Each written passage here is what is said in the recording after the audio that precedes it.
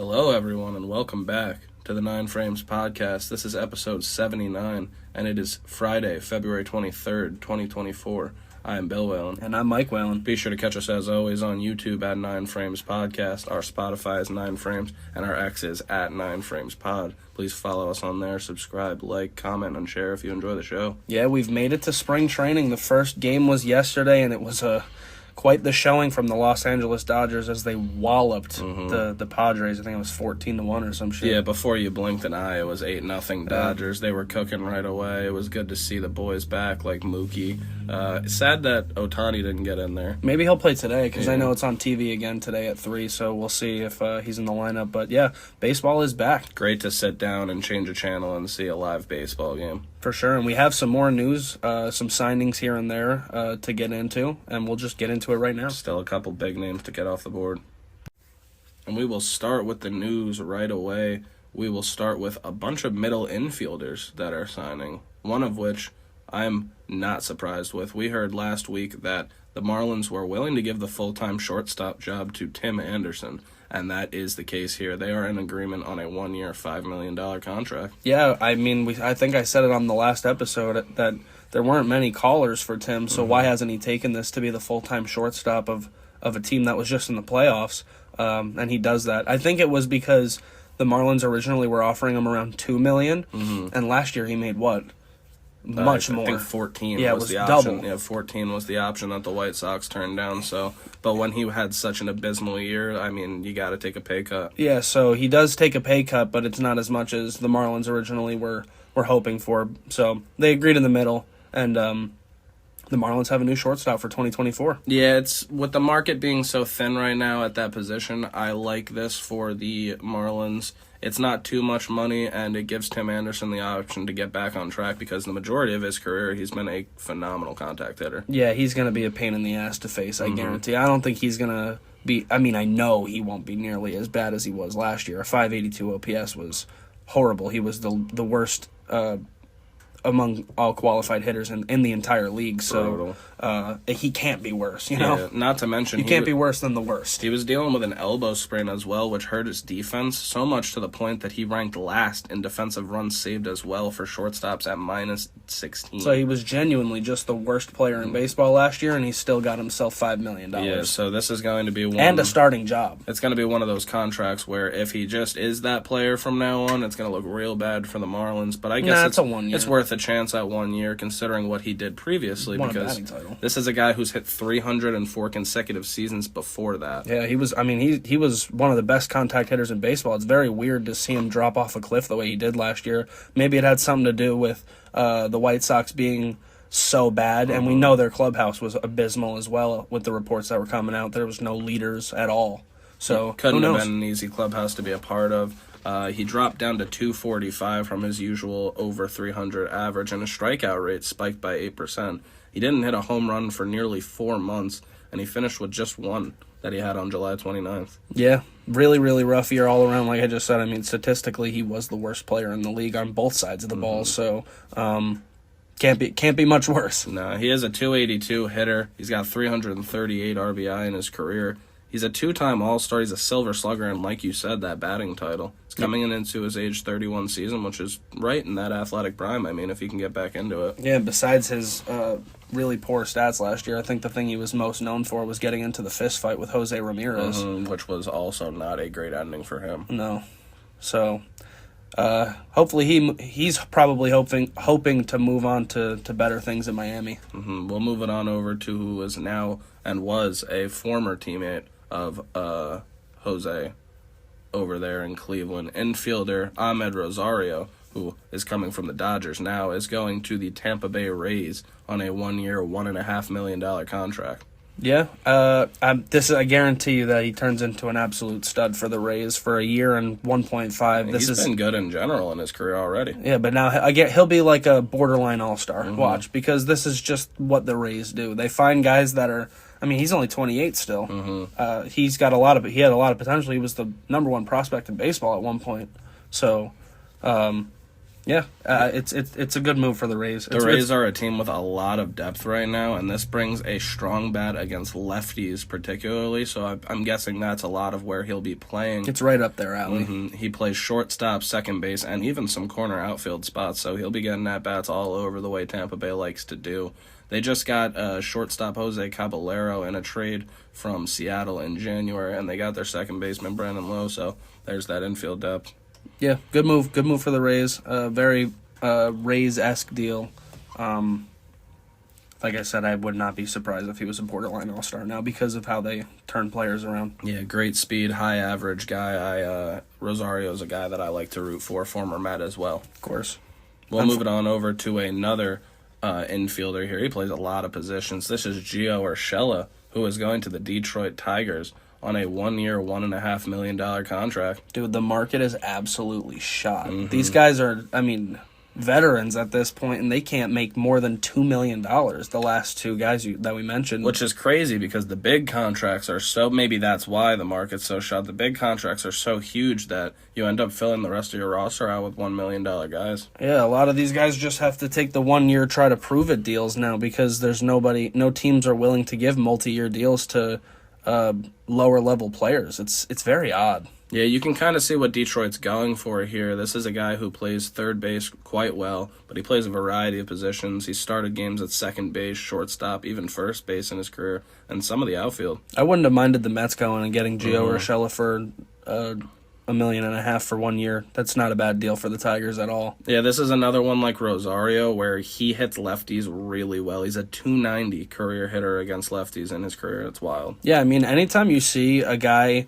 like Gio Reyna or Ahmed Rosario who have hit, pretty decent at the major league level, getting deals for less than $2 million for a year, you can't complain on the team end. Definitely. Like it's a great deal. He hit .299 with 2 home runs and 24 RBI in 62 games last year before he broke the left part of his pelvis last June when he fell awkwardly at first base trying to beat out a grounder. That was a wild play, too. Yeah, it is pretty tough, though, because he goes from having an $8.4 million salary last year all the way down to $1.5. Like I said, the market is just absolutely shot for these guys. Mm-hmm. Career .277 hitter with 64 homers and 280 RBI in 664 games. He's been on a lot of teams, Cleveland, Toronto, the Yankees, and the Twins now, along with the Angels from last year and now the Detroit Tigers. This will be his 6th team, yeah, and third AL Central team already. Pretty wild. He's only going to need to go to what? The White Sox and the Royals after this, and then he'll complete the 5. Yeah, it seems like he's going to be playing a lot of third base for them next year. And it could be for a different team next year or after, like for 2025, because he signed a 1-year deal. Who knows where he plays the next year? Seems to be what he's been doing throughout his career. There's sometimes there's just those guys, and he seems to be one of them. Journeyman. It happens. One guy who does not seem like he'll be a journeyman is the pitcher, right-hand pitcher, Mitch Keller. And the Pittsburgh Pirates are in an agreement on a 5-year, $77 million contract extension. Yeah, he was one of the guys that they were hoping to be one of their top end of the rotation guys. He has struggled a little bit, but it's nice to see that the Pirates, who they typically in the past haven't spent a bunch of money, they're giving their young pitcher a nice 5-year extension. Yeah, this is clearly a move by the Pirates that tells Keller and everybody else that this is the guy that's going to be the cornerstone of their rotation going forward. I like it for them as well. This is a guy who just struck out 210 people last year. Still only 27 years old, so this is through his age 32 season, so that's a lot of the prime years, and then you could see where you go from there. Yeah, and they're paying him about 15.5, so if he molds into what they think he can be, that is going to be a bargain. Yeah, and it's nice to see somebody wanting to stay in Pittsburgh, because we know they've kind of struggled a bit as of late, but hopefully if they could get a core together, maybe they'll start to make pushes. Seems to be an organization that had a pretty smart offseason, signing some veterans like Chapman and bringing back McCutchen. So. Yeah, and that Central is going to be kind of more open, you'd assume, because the Brewers look a little bit different. Mm-hmm. The Cardinals haven't really gotten much better. Cubs made a couple moves, but it's open. Yeah, both Centrals, AL and NL, are wide open, in my opinion. Yeah, it'll be interesting to see. Yeah, this is a guy who's got a career .408 in 353 and a third innings over the past 2 seasons, but great strikeout stuff, as I said, striking out 210 last year. Some bad news for pitching. and particularly for New York Mets fans like me and you, Kodai Senga will start the season on the IL for the Mets with a moderate posterior capsule strain in his throwing shoulder. It just never ends, man. Nah, brutal, and it sounds very vague when they talk about it, how long he'll actually be out. They kind of literally just said they don't know. They said they hope that he pitches a significant portion of the season, but that doesn't tell me how much they think he's going to miss or pitch. He pitched 166 and a third innings last year with a 2.98 ERA. He was an NL All-Star. He finished second in NL Rookie of the Year and even landed seventh on the NL Cy Young ballot, so this is a huge, devastating loss. This is 3 years in a row that the Mets' projected opening day starter is going to be on the IL before the season starts. DeGrom, Scherzer, and now Senga. Yeah, and the Mets are in a position where they... And Verlander last year, both of them were. Mm-hmm. It just never ends, man. And the Mets can't pivot here. There is no pivot because Stearns says this doesn't change any organizational plans because... At this point, every dollar spent would have an 110% tax on it. Yeah, it would be too expensive. I was explaining it to our parents yesterday. If we were to sign somebody like Blake Snell to like a 1-year deal for $40 million, it would end up being like a 1-year $83 million deal, and they're not doing that. Nobody's doing. I mean, that's why the Yankees haven't signed him either. They can't afford it. It's the way that the league is with no floor and a cap. It's just. These teams can't do it. There needs to be a floor implemented, like $100 million needs to be a minimum amount spent, but the MLB won't do it. I don't. You see how it works with the NBA. Yeah, we'll have to see what happens at the next CBA, but it seems to be a complicated issue now with the money because there's such a discrepancy between the high payroll teams and the low payroll teams and their willingness to spend. Yeah, I don't know how you solve that. That's why it was nice to see the Pirates actually reward Keller with. Nearly $80 million for 5 years. That's a decent amount of money to be spending for a team that doesn't typically do it. So, hopefully now Baltimore with new ownership, they start to, and we start to see a new and they have already trend. Trading for a former Cy Young as soon as they get that deal done. Yeah, and we'll see if they're trying to crank out an extension with him because we don't know what's going on behind the scenes right now.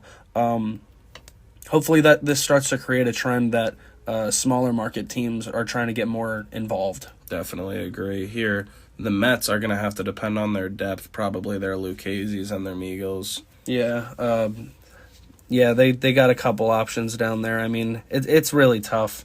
It's tough to lose your ace before the season even. I mean, the guy didn't even pitch a spring training game yet. Yeah, it's unbelievable. I just really hope that it's not any too long-term of an injury, but there's no telling as of right now. Yeah, hopefully a speedy recovery is on the horizon for Senga because we're going to need him. Mm-hmm. We'll move it on over to the NL Central here, and the Chicago Cubs will make a couple of pretty interesting minor league deals with major league invites. They signed free agent outfielder David Peralta and first baseman Dom Smith to minor league deals with an invite, like I said. I can't believe that David Peralta is at the point where he's taking minor league deals. He should still be getting a major league deal if Tim Anderson is. It's probably because of his injury that he suffered. He is an 11-year veteran, and he had flexor tendon surgery in October. So it's kind of Chicago taking a chance on him here. I guess that's fair. I didn't know that he had a surgery that late into the year. Especially because he's probably a guy who, if and when he gets healthy this year, I'm not sure how serious that surgery is. I'm sure he will be. I mean, he's got an invite, so he's got to be somewhat back to that. I'm not familiar, but he's going to be a guy who's worth having on your team for league minimum for sure. Yeah, and I'm always pulling for Dom Smith. Mm-hmm. I mean, he was I liked him when he was on the Mets. Unfortunately, there wasn't room for him, so they had to move on from him, and now he's kind of bounced around to a couple teams, so I'm pulling for Dom as well. Yeah, nice to see Dom out of the NL East, honestly. Definitely. Last year, Peralta hit .259 with the Dodgers, notching 102 hits and 7 home runs, while Smith hit .252 with the Nationals, recording 134 hits and 12 home runs. Both pretty solid seasons considering, I mean, we know that Peralta got hurt, and then Dom, I mean, I remember he was off to a pretty slow start, and he got all the way up to .252 with 12 bombs. It's a pretty solid season. 134 hits. These are two guys that are absolutely worth the minor league deal with the Major League invite, and not for nothing, as a Met fan, I struggle to see why G-Man Choi was more worth that contract that we gave him instead of Dom Smith as the lefty option. Must be something they see in G-Man. Yeah, the Cubs are coming off an 83-79 season that saw them miss the postseason for a 3 straight season, so they're trying to get back. Yeah. Excuse me. The last thing we'll talk about here, I thought was pretty interesting because we didn't know where Hyun-Jin Ryu was going to land, and it is not any of the teams I thought he was going to, because it sounds like he's heading back to the Hanwha Eagles of the KBO, where he pitched for 6 years already, pitched 10 years in the major leagues, and he's going to be the highest paid player in the league over there. Yeah, I mean, it's pretty interesting. They're going to be giving him an 8-year contract, too, worth at least 17 billion won, which equates to 12.8 million. So he only signs for like 13 million total for 8 years. It just kind of seemed like he was wanting to go home, and it's got to be the market again, man. It's got to be the market. It's a combination, I think. He just didn't want to deal with it. After having a decade in the major leagues and making the money that he made here, I don't understand why he wouldn't want to go home for that money anyway. Yeah, why deal with the bullshit that goes on in the MLB free agency right now, where everybody's held up making like no money, when you could just go home? Yeah, it's got to be nice, and then this is a great ending for Hyun-Jin Ryu, where he'll get to pitch for 8 years, where he already pitched for 6, and he's kind of a legend over there. Yeah, and I mean, he had a pretty decent MLB career too, so he was really good with the Dodgers when he first came up. He was a weapon. Yeah, he was 78-48 with a 3.27 ERA, a 1.18 WHIP, 934 strikeouts, and 1,055 and a third innings pitched. That's just a solid decade. That's a hell of a career. That is just literally a solid 3-pitcher for a decade. Yep. Probably a 2-pitcher. He definitely did his job. So, I mean, congratulations on a great MLB career and a great contract where you get to go home and pitch. Enjoy your time back.